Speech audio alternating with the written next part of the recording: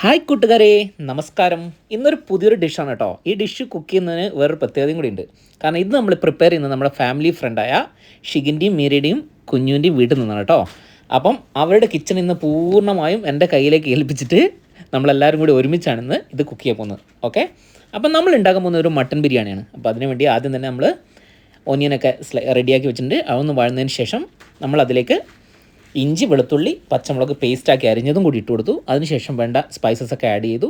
വീണ്ടും നമ്മളതിലേക്ക് തക്കാളി, മല്ലിച്ചപ്പ്, പുതിന എന്നിവയും കൂടി ആഡ് ചെയ്ത് കൊടുത്തിട്ടുണ്ട്. അതിലേക്കുള്ള പൊടി എന്ന് പറഞ്ഞാൽ വളരെ സിമ്പിളായിട്ട് നാട്ടിൽ നിന്ന് കൊണ്ടുവന്ന വറുത്ത് പൊടിച്ച മല്ലിപ്പൊടിയും മുളക് പൊടിയും ഇല്ല മിക്സും, ഗരം മസാലയും, മഞ്ഞൾപ്പൊടി, മുളക് പൊടി, ഇത്ര മാത്രമേ ഉള്ളൂ കേട്ടോ.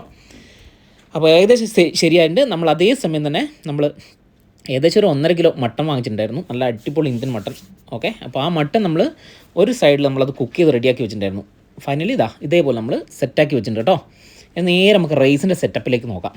അപ്പോൾ അതിന് വേണ്ടിയിട്ട് നമ്മൾ ആദ്യം നെയ്യും ഇതിലേക്ക് നന്നായി സ്പൈസസ് ഒക്കെ ഇട്ടൊന്ന് റെഡിയാക്കിയതിന് ശേഷം ചൂടുവെള്ളം. ഈ വീഡിയോ ശരിക്കും പറഞ്ഞാൽ ഇത് ഓൾമോസ്റ്റ് നമ്മളൊരു മണിക്കൂർ കൊണ്ട് പ്രിപ്പയർ ചെയ്ത സാധനമാണ്.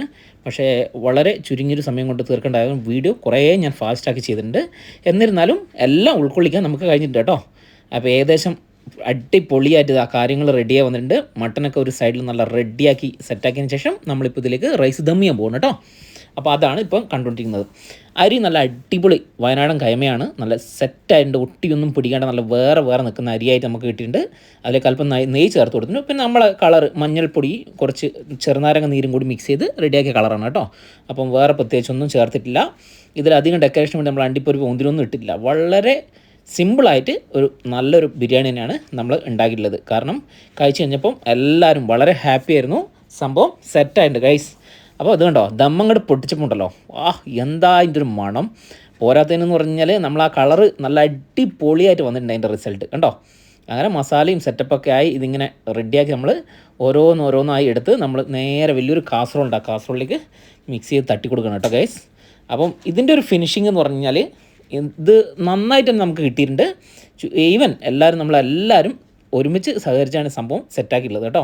എല്ലാ പരിപാടിയും കഴിഞ്ഞ ശേഷം പിറ്റേ ദിവസം രാവിലെ ബ്രേക്ക്ഫാസ്റ്റ് ഉണ്ടോ, മീരൻ്റെ ഒരു സ്പെഷ്യൽ പുട്ടുണ്ട്.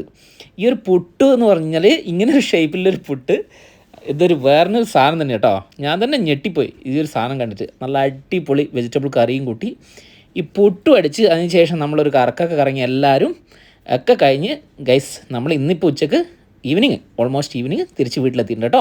അപ്പം പുതിയൊരു വീഡിയോ ആയി കാണുന്നവരെ ബൈ.